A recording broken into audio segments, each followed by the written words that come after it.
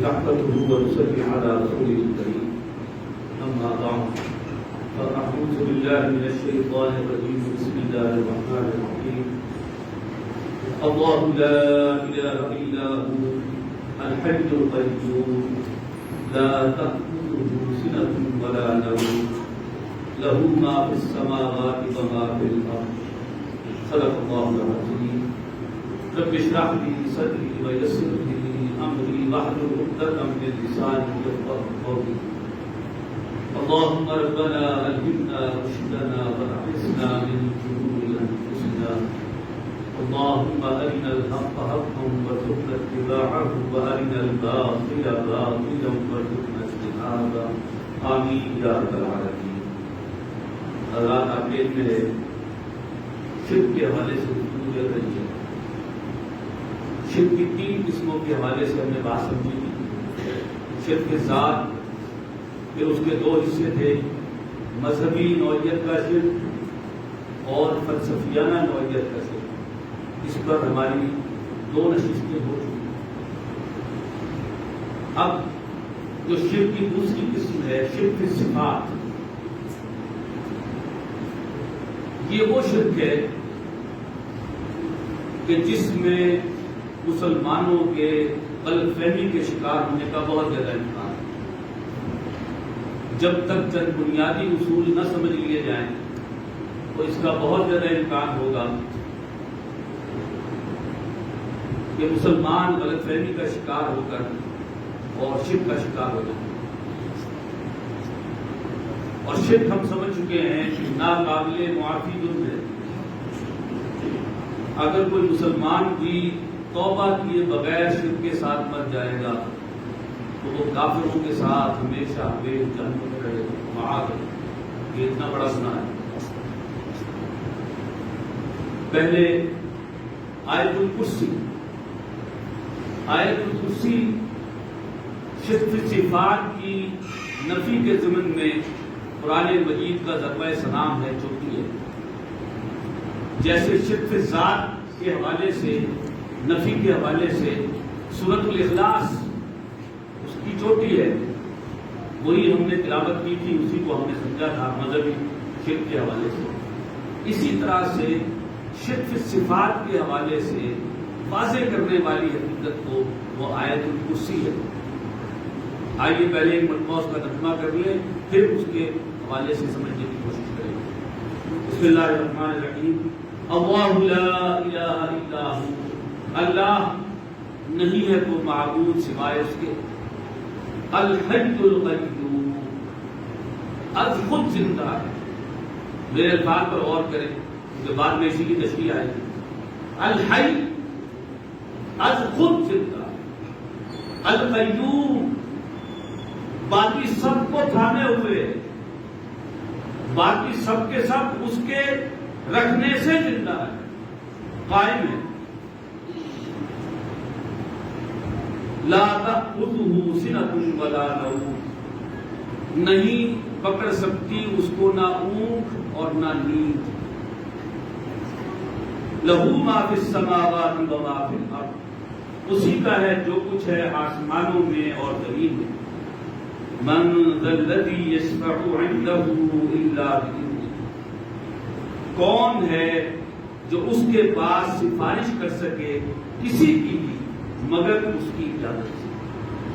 یعنی اس کی اجازت کے بغیر کوئی اس کے سامنے سفارش بھی نہیں کر سکتا. یعلم ما بین ایدیہم وما خلفہم، وہ جانتا ہے جو کچھ ان کے سامنے ہے اور جو کچھ ان کے پیچھے ہے. انسان کے سامنے اور اس کے پیچھے درمیان میں انسان خود ہی ہوتا ہے. یعنی ہر انسان کے بارے میں وہ جانتا ہے جو کچھ وہ ہے. وَلَا يُحِيطُونَ بِشَيْءٍ مِّنْ عِلْمِهِ إِلَّا بِمَا شَاءَ، اور وہ اس کے علم میں سے کچھ بھی احاطہ نہیں کر سکتے مگر جو وہ چاہے. کل علم اللہ کے پاس ہے اور اس علم میں سے کوئی لے نہیں سکتا مگر اتنا جتنا اللہ چاہے دینا. وسع کرسیہ السماوات والارض، اس کی کرسی یعنی اس کی بادشاہت، اس کا اختیار آسمانوں و زمین پر وسیع ہے، پھیلا ہوا ہے، یعنی اصل بادشاہ وہ ہے، اور کوئی جگہ ایسی نہیں ہے جہاں اس کی بادشاہت موجود نہ ہو۔ وَلَا يَئُودُهُ حِفْظُهُمَا، اور ان دونوں یعنی آسمانوں اور زمین کی حفاظت اس کو تھکاتی نہیں ہے۔ اتنے بڑے زمین و آسمان، زمین تو پھر بھی چھوٹی سی ہے اگرچہ بہت بڑی ہے، لیکن آسمان کے مقابلے میں تو چھوٹی ہے۔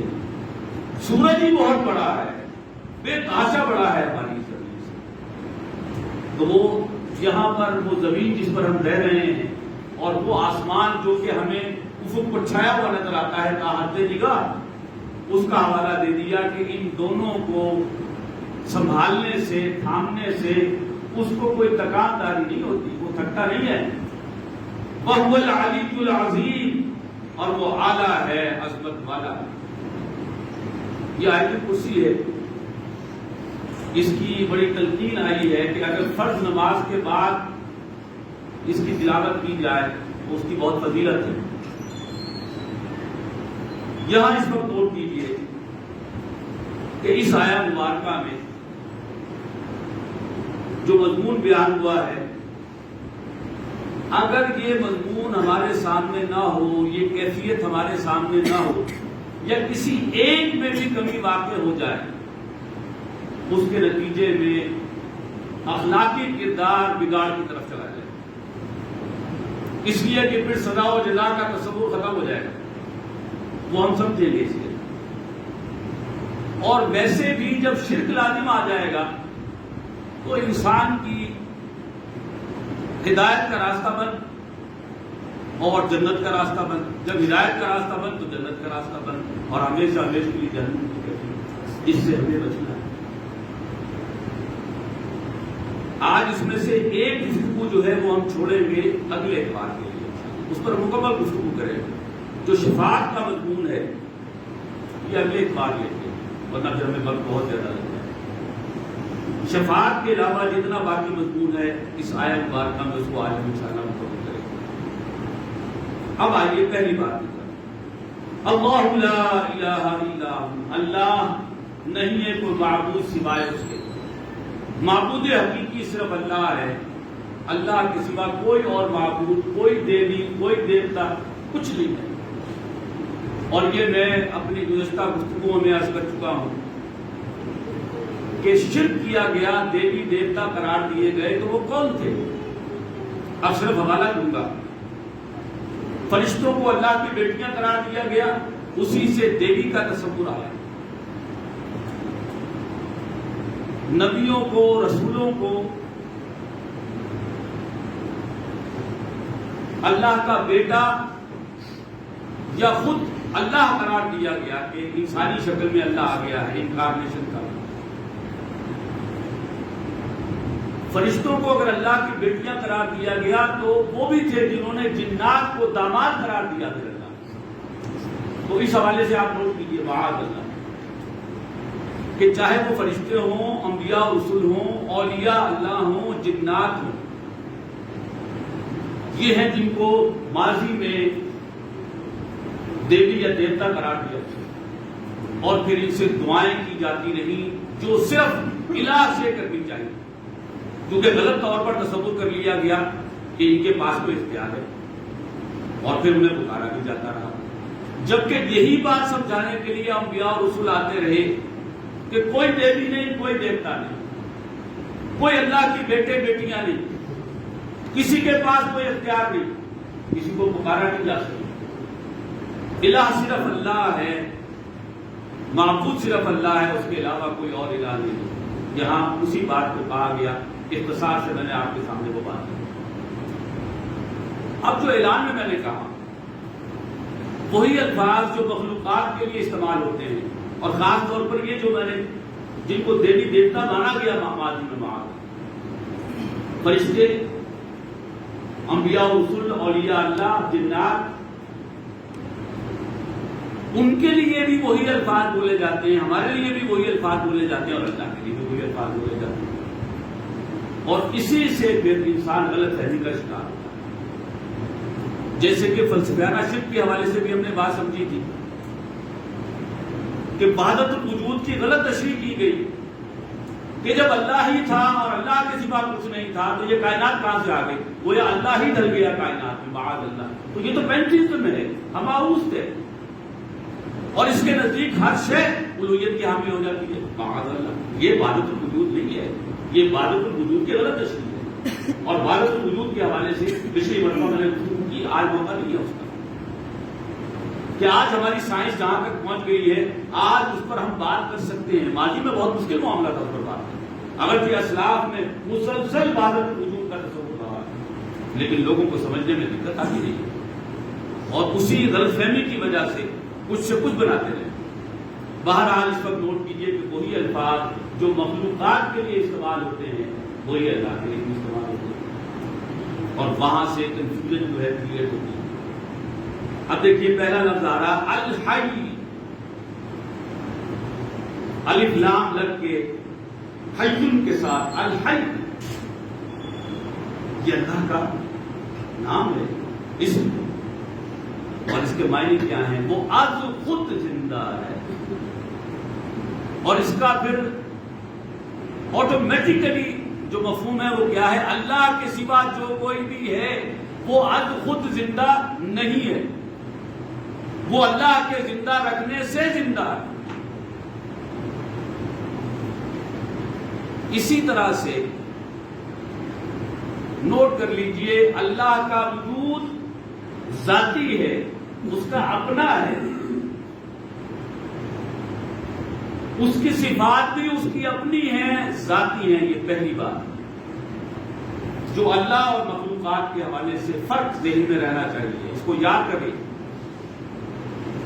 پہلا لفظ کیا ہے؟ ذاتی، اپنا، اس کا وجود بھی اس کا اپنا، اس کی صفات بھی اس کی اپنی ذاتی، کسی اور نے نہیں دی اللہ کو،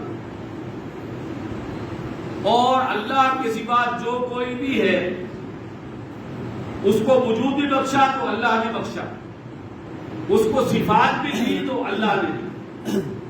تو اللہ کے سوا جو کوئی بھی ہے مخلوقات میں سے، چاہے وہ فرشتے ہوں، انبیاء و رسول ہوں، اولیاء اللہ ہوں، جنات ہوں، انسان ہوں، جو کوئی بھی ہو، سب کے سب کا وجود بھی اور ان کی صفات بھی کیا ہے؟ اللہ کی عطا کرتا ہے، اللہ کی اپنی ذاتی، اور اللہ کے سوا جو کوئی بھی ہے ان کی اللہ کی عطا کرتا ہے۔ یہ نمبر ایک ہے۔ نمبر دو، اللہ کی ذات، اس کی صفات قدیم ہے، ہمیشہ سے ہیں اور ہمیشہ رہیں گی۔ قدیم سے مراد ہمیشہ سے ہے اور ہمیشہ رہیں گی۔ اللہ کے سوا نہ کسی کی ذات نہ کسی کی صفات قدیم نہیں، نہ ہمیشہ سے ہیں نہ ہمیشہ رہیں گی۔ وہ کیا ہیں؟ وہ فانی ہیں، نہ ہمیشہ سے تھی نہ ہمیشہ رہیں گی۔ ایک خاص وقت پر اللہ نے وجود بھی بخشا اور صفات بھی دی، اور جب اللہ چاہے گا وجود بھی ختم صفات بھی ختم، یعنی فانی ہے۔ تیسری بات، اللہ کا وجود اور اس کی صفات، اس کے ساتھ لفظ لگا لیں لا محدود، اللہ کا وجود بھی اور اس کی صفات بھی لا محدود ہیں، اس پر کوئی قدبند کوئی قید نہیں ہے۔ اس کے برعکس مخلوقات میں سے جو کوئی بھی ہے، اور مخلوقات میں سب سے بلند ترین درجہ کس کا ہے؟ محمد رسول اللہ صلی اللہ علیہ وسلم کا۔ آپ کی ذات بھی محدود ہے، آپ کی صفات بھی محدود ہے، لا محدود نہیں ہے، تو باقی کسی کا کیا کہنا؟ تو تین باتیں پیش نظر رہیں۔ اللہ کے لیے وہ لفظ استعمال ہو تو ذاتی ہے، اپنا ہے، قدیم ہے اور لامحدود ہے۔ اللہ کے سوا مخلوقات میں سے جس کسی کے لیے بھی استعمال ہو، یہاں تک کہ خود نبی اکرم صلی اللہ علیہ وسلم کے لیے بھی استعمال ہو، تب بھی وہ کیا ہوگا؟ اللہ کا عطا کردہ۔ نمبر دو، فانی، حادث اور فانی، اس سینس میں ایک خاص وقت پر عطا کیا گیا، اور جب اللہ چاہے گا وہ فنا ہو جائے گا، وجود بھی اور صفات بھی۔ اور تیسرے، جو بھی کوئی ہے اللہ کے سوا وہ محدود ہے، اس کی ذات ہو صفات ہو وہ لامحدود نہیں ہے۔ یہ تین باتیں پیش نظر رہیں تو ہم شرک صفات سے بچ جائیں گے۔ تو لفظ پر غور کیجیے، الحی، حد خود زندہ ہے، ہمیشہ سے زندہ ہے، ہمیشہ زندہ رہے گا، اور اس کی یہ زندگی لامحدود ہے، ہماری طرح محدود نہیں ہے کہ ایک خاص وقت پر پیدا ہوئے اور خاص وقت پر جو اللہ کی طرف سے معین کرتا ہے موت طاری ہو جائے گی، یا اللہ چاہے تو ہمیشہ کے لیے ہمیں فنا کر دے، ہمارا وجود ہی نہ ہو، یہ اللہ کے اختیار ہے۔ القیوم، اچھا یہیں پر یہ کہ اللہ کے سوا کسی کی بھی زندگی ہے تو وہ اللہ کی ادا کرتا ہے، محدود ہے اور حادث ہے، فانی ہے۔ یہ تین باتیں پیش نظر ہیں تو ہم سے کرتے ہیں۔ لفظ وہی ہے زندہ، لیکن تین فرق ہیں جو اللہ اور مخلوقات کے ہوتے ہیں۔ القیوم، وہ تھامے ہوئے ہیں ہر شے کو۔ آپ کو معلوم ہے ہم میں سے ہر انسان بھی، باقی کائنات کو تو چھوڑ دیجیے، ہم میں سے ہر انسان، چرند پرند، حشرات الارض، سب کے سب کتنی مخلوقات ہیں اللہ کی جن کا شمار ممکن نہیں، وہ کچھ کر نہیں سکتی۔ یعنی میں اپنی مثال اگر دوں، میں اپنا ہاتھ لاؤں کہ یہاں سے اس کو حرکت دے کے یہاں لے آؤں، میں لا نہیں سکتا جب تک کسی میں رب نہ ہو۔ ہر شے اللہ کے اختیار میں ہے۔ القیوم، وہ تھامے ہوئے ہے، قائم رکھے ہوئے۔ یہ آسمان جو اتنا بڑا ہمارے سروں کے اوپر ہے بغیر ستونوں کے، اگر اللہ اس کو نہ تھامے تو کیا ہوگا؟ یہ گر پڑے گا ہمارے اوپر۔ یہ زمین جس کو اللہ تھامے ہوئے ہے، اگر اللہ نہ تھامے تو یہ حرکت میں آ جائے گی، زلزلے آ جائیں گے، تباہی و بربادی آ جائے گی۔ اللہ تھامے ہوئے، ہر شے کو اللہ ہے جو تھامے ہوئے۔ اسی طرح سے آپ نوٹ کیجئے کہ ایک طرف وجود کا معاملہ ہے، صفات کا معاملہ ہے، زندگی کا معاملہ ہے، اسی طرح سے دیکھنے کا معاملہ ہے۔ دیکھنے میں اللہ جب دیکھ رہا ہے خود دیکھ رہا ہے، ذاتی طور پر دیکھ رہا ہے۔ ہم جب دیکھ رہے ہیں تو اللہ کی عطا کردہ جو وجود کی کیفیت ہے اس سے دیکھ رہے ہیں۔ وہ لامحدود نہیں، محدود ہے، اور یہ صفات جو ہمیں عطا ہوئی ہمیشہ سے نہیں تھی، ہمیشہ نہیں رہیں گی۔ اب یہ سارے اصول ذہن میں ہوں، اور یہ محدود ہے جو بھی صلاحیت ہے دیکھنے کی۔ کہاں میرا اور آپ کا دیکھنا؟ کیا ہم اس دیوار کے پاس دیکھ سکتے ہیں؟ نہیں۔ اللہ ایک ہی وقت میں سب کچھ دیکھ رہا۔ یہ سب کچھ میں لے لیں آپ، کوئی چیز ایسی نہیں ہے جو اللہ کی نگاہ میں نہ ہو، اللہ کا دیکھ رہا ہو۔ اب کہاں ہمارا دیکھنا، کہاں اللہ کا دیکھنا، کوئی ریشو پروپورشن ہی نہیں ہے۔ یعنی اللہ کے مقابلے میں ہم اپنا دیکھنا لائیں تو کیا کہیں گے؟ نہیں ہے، ہر چند کہیں گے ہے، نہیں ہے۔ اللہ کے مقابلے میں ہمارا دیکھنا بھی کوئی دیکھنا ہے، ہمارا سننا بھی کوئی سننا ہے، ہمارا بولنا بھی کوئی بولنا ہے، ہمارا چاہنا بھی کوئی چاہنا ہے۔ ہزاروں خواہشیں ایسی کہ ہر خواہش پہ دم نکلے۔ یہاں تو کتنی خواہشیں ہوتی ہیں کہ جو ہم سوچ کے رہ جاتے ہیں، بس پوری نہیں کر سکتے۔ اور جیسے جیسے وقت گزر رہا ہے، مہنگائی بڑھ رہی ہے، مہنگائی کا عفریت منہ کھولے کھڑا ہے، اور دن بہ دن ہماری خواہشات کے گلے گھٹ رہے ہیں، تو اللہ تو کسی بات کا ارادہ کرتا ہے اور کرنے کے لیے تو اس کے لیے کہتا ہے کن فیکون، ہو جاتی ہے۔ تو کہاں اللہ کا چاہنا، ارادہ کرنا اور آنے واحد میں اس کا پورا ہو جانا، کوئی ٹائم ایلیمنٹ نہیں، اسی وقت پورا ہو جاتا ہے۔ تو کہاں اللہ کا سننا، کہاں اللہ کا دیکھنا، کہاں اللہ کا بولنا، اللہ کا لفظ کن کہنا اور آنے واحد میں وہ شے ہو جانا، کہاں ہمارا کچھ کہنا؟ ہمارے کچھ کہنے سے تبھی ہو جائے گا، کسی بادشاہ سلامت کے کہنے سے بھی نہیں ہو جائے گا۔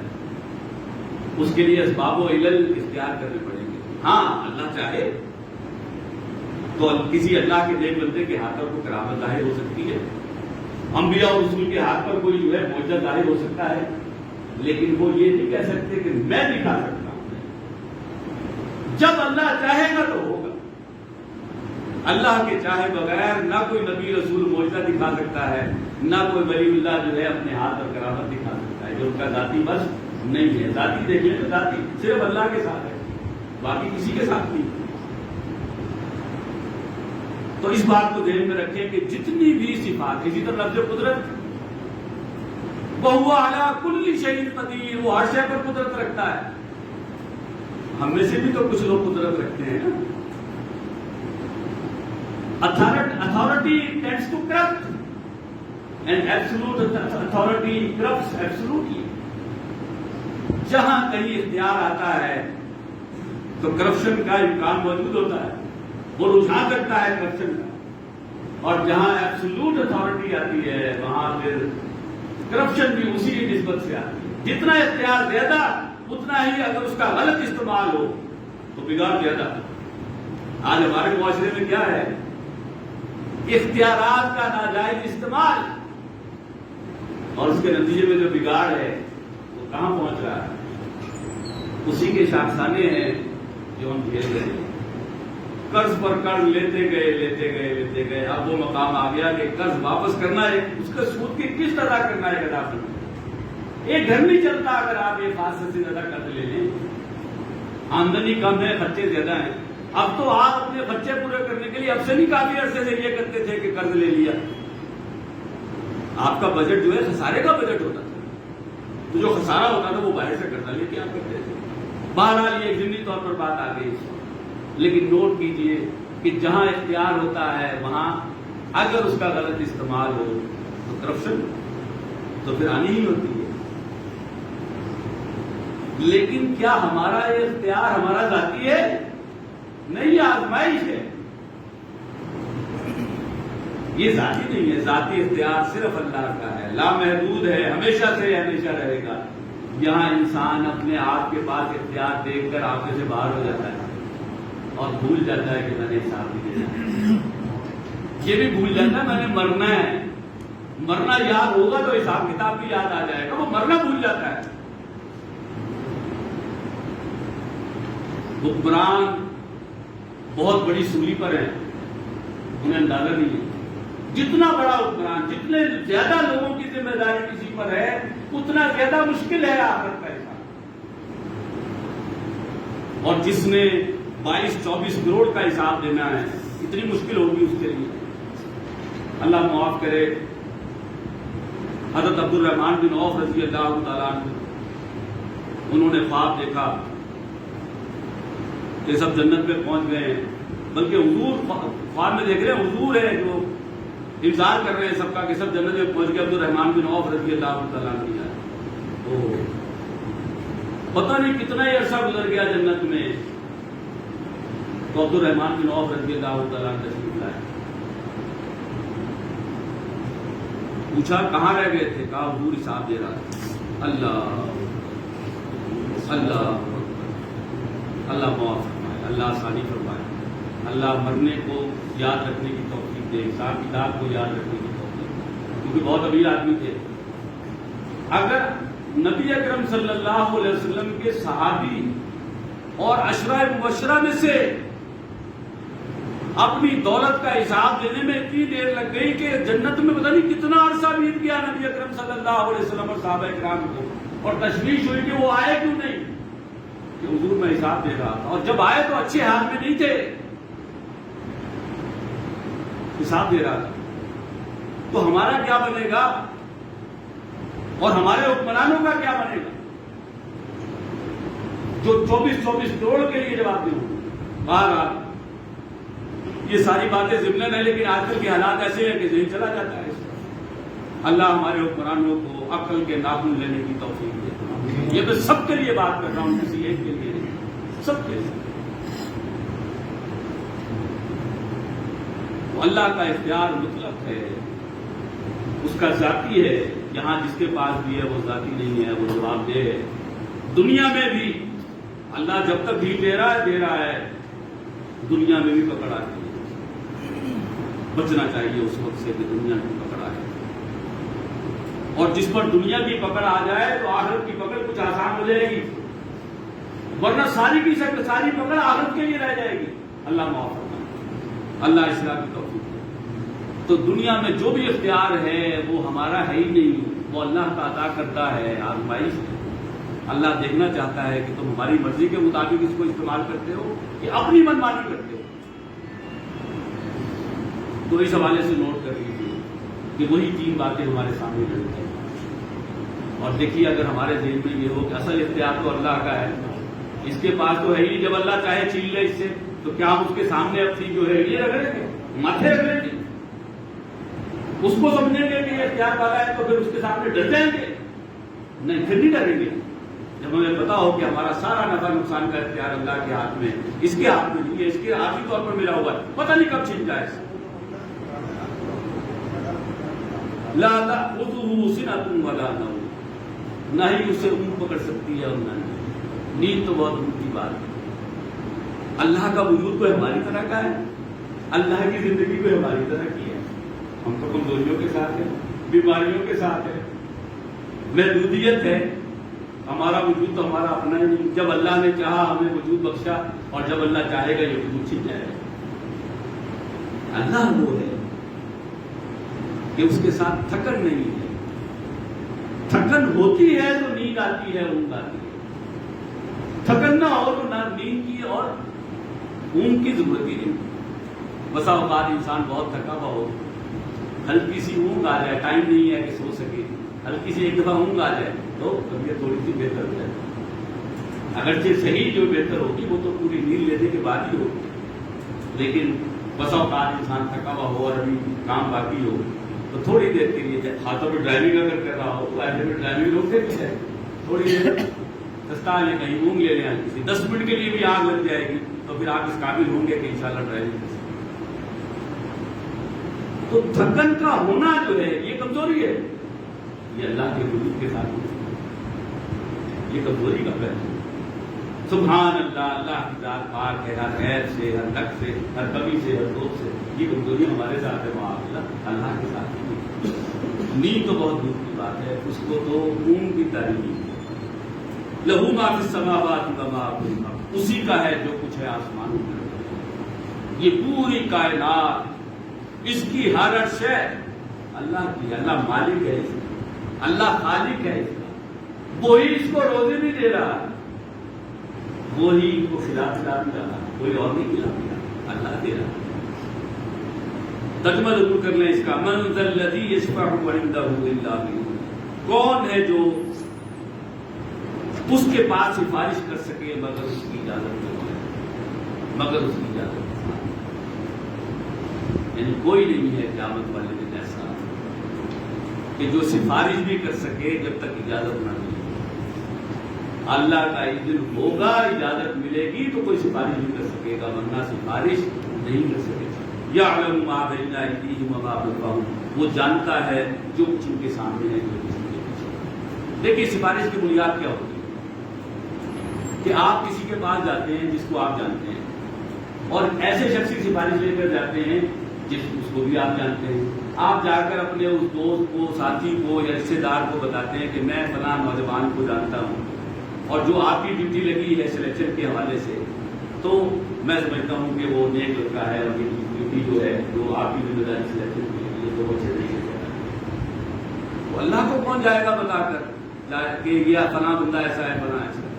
اللہ کو تو پہلے سے سب کچھ معلوم ہے، ہر شے معلوم ہے۔ انسان خود اپنے بارے میں بھی سب کچھ نہیں جانتا، کسی دوسرے کے بارے میں کیا جانے گا؟ ہمارے تحت شعور میں پتہ نہیں کیا کچھ چھپا ہوا ہے، ہم نہیں جانتے اس کے بارے میں، لیکن اللہ وہ جانتا ہے۔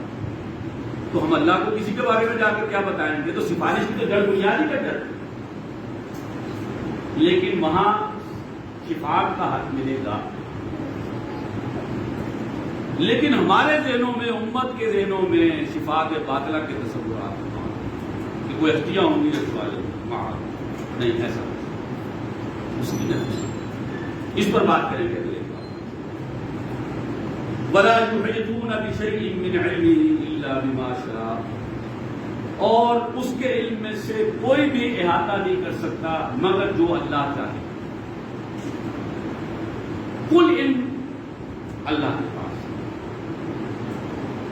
اس میں سے وہ جتنا چاہتا ہے اپنے بندوں کو، چنے ہوئے بندوں کو عطا کرتا ہے، عام بندوں کو بھی عطا کرتا ہے۔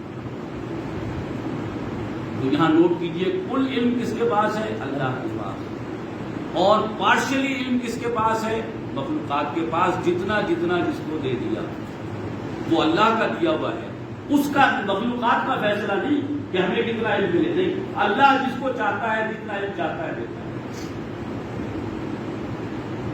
اب آپ نوٹ کیجئے، ہمارے یہاں ایک بہت بڑا مسئلہ ہے۔ ایک گروہ کہتا ہے کہ حضور کو علم غیب ہے، ایک گروہ کہتا ہے حضور کو علم غیب نہیں ہے۔ یہاں کے الفاظ آ رہے ہیں کہ اس کے علم میں سے کوئی بھی احاطہ نہیں کر سکتا مگر جب اللہ چاہے اور جتنا چاہے۔ اس کے لیے اصول سمجھ لیں۔ اصول کیا ہے؟ یہ بھی عرض کر دوں کہ محترم ڈاکٹر اسرار احمد رحمۃ اللہ علیہ نے، بہت پرانی بات ہے یہ، منٹ گمری جو آپ ساہیوال ہے وہاں رہائش کی اس وقت، یہ غالباً 50s کی بات ہے، یعنی اب اس بات کو تقریباً 70 برس گزر گئے۔ وہ جب مطالعہ کر رہے تھے ان چیزوں کا، ابھی ان کی نوجوانی کا دور تھا، درس و تدریس ان کی شروع ہو چکی تھی، تو انہیں جب بات کو سمجھ میں آئی تو باقاعدہ تصدیق کے لیے وہ بریلوی، دیوبندی، اہل حدیث، تین علماء کرام کے پاس چلے گئے اور جا کر اسے علیحدہ علیحدہ سوالات، بریلوی حضرات سے پوچھا کہ آپ جو یہ تصدیق کرتے ہیں کہ حضور کو علم غیب تھا، تو اس سے مراد کیا کل علم غیب ہے؟ کہا نہیں۔ تو پھر کیا تھا؟ ان کا جزوی جتنا اللہ نے دے دیا۔ ٹھیک ہے۔ اس کے بعد اہل حدیث حضرات کے پاس آ گئے، ان سے پوچھا کہ جو آپ نفی کر رہے ہیں وہ جزوی علم غیب کی کر رہے ہیں؟ انہوں نے کہا نہیں، ہم کلی علم غیب کی کر رہے ہیں۔ جزوی تو ہم کہتے ہیں، مانتے ہیں کہ ہاں جزوی علم غیب تھا۔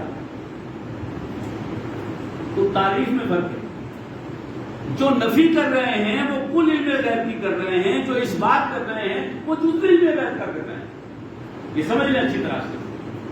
جو مستند علماء دین ہیں، چاہے وہ کسی مکتب فکر کے ہوں، اگر کوئی نفی کر رہے ہوں گے تو وہ کل علم غیب کی کر رہے ہوں گے، یہ بات صحیح ہے، اور جو تصدیق کر رہے ہوں گے علم غیب کی کہ وہ جزوی کی کر رہے ہوں گے، وہ بھی صحیح ہے۔ نفی اگر کریں گے دونوں تو کلی علم غیب کی کریں گے، اور دونوں اگر اس بات کریں گے تو جزوی علم غیب کا کریں گے، اور تینوں مکاتب فکر کا معاملہ یہ ہے۔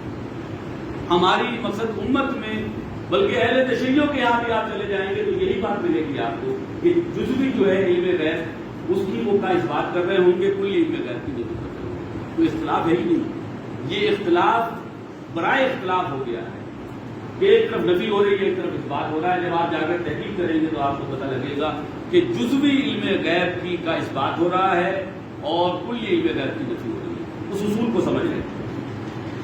یہ سورہ جن کی آخری آیت ہے، آخری 2 آیات ہیں بلکہ 3۔ عالم الغیب، اللہ تعالیٰ ہے غیب کا علم رکھنے والا، فلا یظہر علی غیبہ احدا، تو اپنے غیب پر وہ کسی کو ظاہر نہیں کرتا، الا من ارتضی بالرسول، مگر رسولوں میں سے جن کو پسند کر لے، ان کو اللہ جتنا چاہتا ہے علم دے دیتا ہے، یہ مراد ہے۔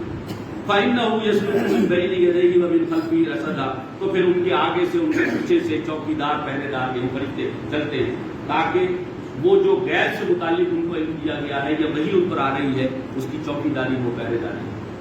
لِيَعْلَمَ أَنْ قَدْ أَبْلَغُوا رِسَالَاتِ رَبِّهِمْ، تاکہ وہ جان لے کہ انہوں نے اپنے پروردگار کے پیغامات پہنچا دیے ہیں، وَأَحَاطَ بِمَا لَدَيْهِمْ، اور جو کچھ ان کے پاس ہے اللہ نے اس کا احاطہ کیا ہوا ہے، وَأَحْصَىٰ كُلَّ شَيْءٍ عَدَدًا، اور اللہ تعالیٰ نے ہر شے جو ہے اس کی گنتی کر کے رکھی ہے۔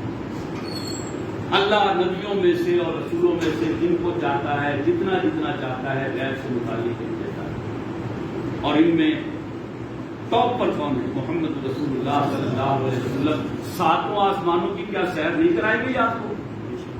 جنت دوزخ کے کیا احوال نہیں دکھلائے گئے آپ کو؟ اور سب سے